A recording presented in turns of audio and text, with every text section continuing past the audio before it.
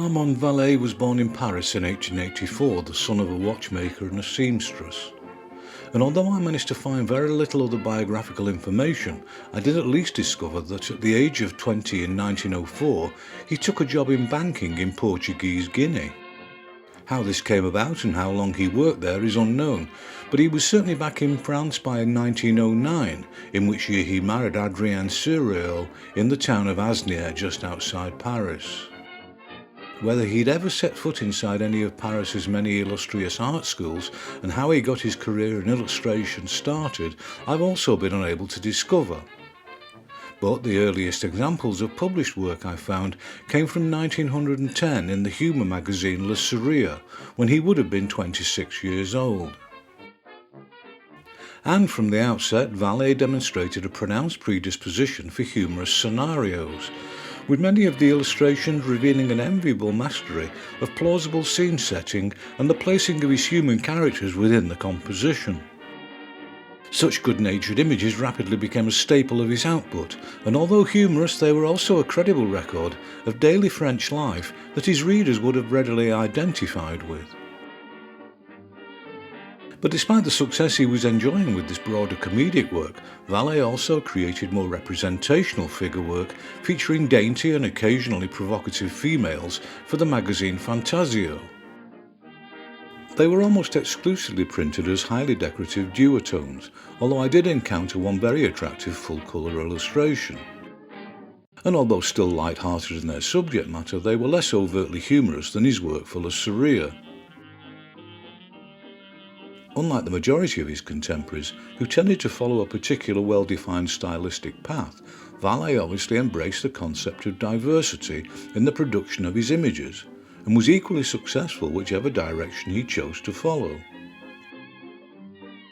And in 1912 he also began creating similar but conspicuously less frivolous images for various fashion magazines of the period too. There were some particularly stylish, finely detailed full-colour covers for Les Modes Parisiennes, and one or two other examples created in pen and watercolour wash. But the vast majority of his fashion work was produced by him as line only, and the colour was applied using the assembly line pochoir stencil method popular in France at the time. This flirtation with fashion proved to last for little more than a year, but in 1913 his illustrations started to appear in the highly regarded, sexually provocative magazine La Vie Parisienne. And it was here that Vallée found what was arguably the perfect platform for the kind of risque images and humour he gravitated towards. All the illustrations he produced for the magazine, including covers, single pages and some particularly attractive complex double-page spreads, were created as line and wash and reproduced in various combinations of two colours. And although the duotone reprographic method was used by the publishers to keep print costs down, it actually gave Vallée's illustrations, and those of his fellow contributors, a quirky but distinctive visual appeal.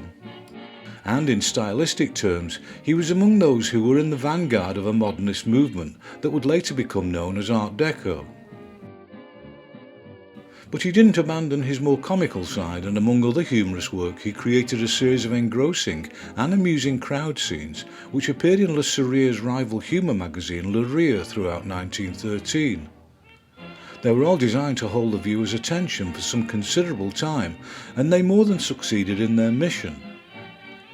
As with his earlier output for Le Sourire, they were created with simple line work and washes of generally quite flat watercolour, and printed by the full-colour offset lithographic process. But in 1914 France declared war on Germany, and like every other illustrator in France at the time, the ongoing conflict became the dominant subject of his images.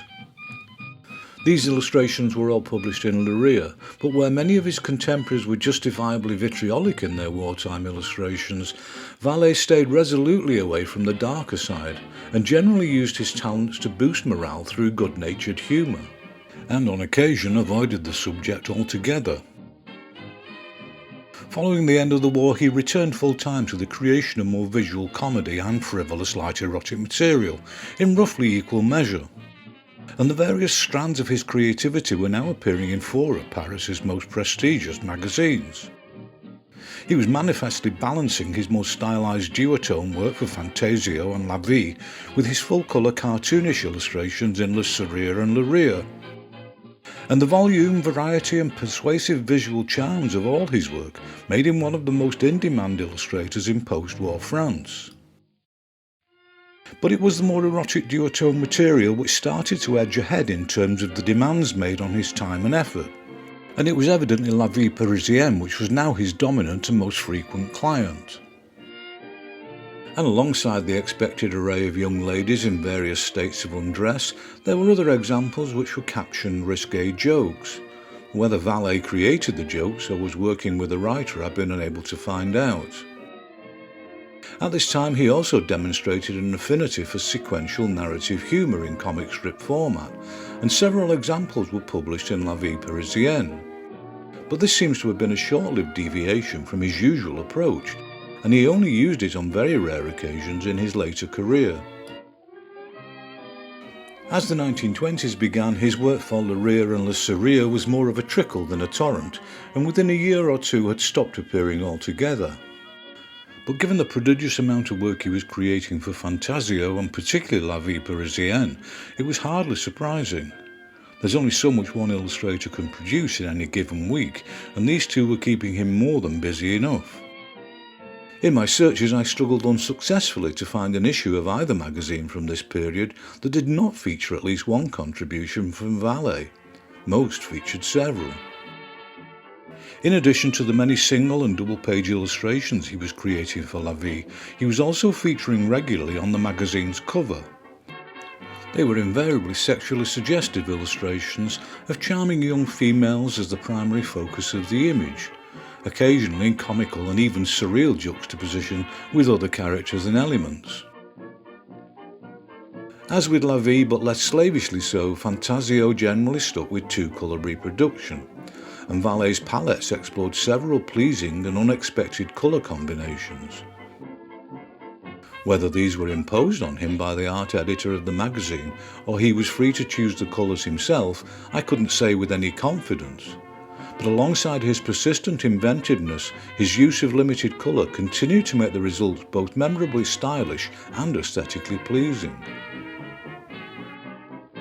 This was a period the Parisians call les années folles, or crazy years in English, which made the perfect cultural backdrop for Vallée's increasingly risque and largely celebratory illustrations. With the horrors of the First World War behind them, there was a general feeling in the city that it was high time for some fun, and a mood of decadent optimism prevailed, aided and abetted by the wilder dance crazes inspired by the influx of black American jazz music. Many of these illustrations were relatively simple compositions involving light-hearted pin-ups and small close-quarter figure work involving no more than 2 or 3 characters in some form of comedic scenario. But just as he had demonstrated with his earlier humorous full-colour images for Le Rire and Le Sourire, he also produced numerous double-page spreads which were complex, densely populated compositions for La Vie Parisienne in particular. Some of these spreads were quite breathtaking in their scale, featuring even larger numbers of characters than seen previously, artfully arranged within the overall composition, and inviting the viewer to move around the image picking out smaller scenarios taking place. Anyone who's ever attempted anything even approaching such heavily populated images will know just how much control and direction is involved. And Vallée succeeded in making this task look effortless. And in addition to the more expected crowded scenarios, there were others which broke up the page into separated areas, sometimes formally bordered and at other times more impressionistically accomplished, which functioned as a collective impression of the subject at hand. Given the obvious popularity these images enjoyed with the magazine's readers, it's rather surprising that by the later years of the 1920s, Vallée appears to have abandoned this aspect of his work, or at least relegated it to the back burner, in favour of close-quarter, relatively simple compositions, such as this energetic portrayal of the American dancer Josephine Baker. Among the many unrecorded things about Vallée's life and working methods is whether images such as this were purely imaginative or based on some sort of sketch to capture the pose and suggested movement. Some of these were created as captioned jokes, while others were pin-ups, frequently devoid of any significant background. But even if the magazines no longer featured his crowded double-page spreads, in 1930 Vallée was commissioned to produce a series of large full-colour images depicting scenes of everyday French life, to be displayed as teaching aids on the walls of classrooms throughout France. This was one of very few occasions that he created anything that was not intended for publication in a magazine. And maybe it's for that reason that for this assignment he used his middle name George to distance himself from his more adult material.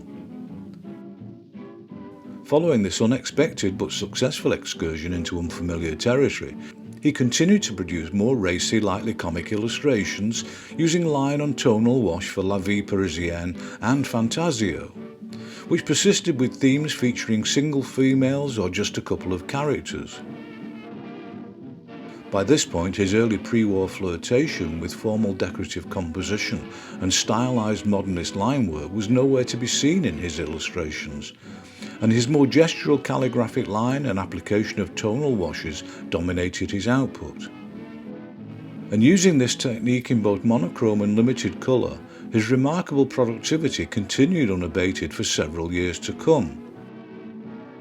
But following a flurry of cover illustrations for La Vie Parisienne, it seems he fell out of favour with the magazine, and his contributions had faded away by 1935.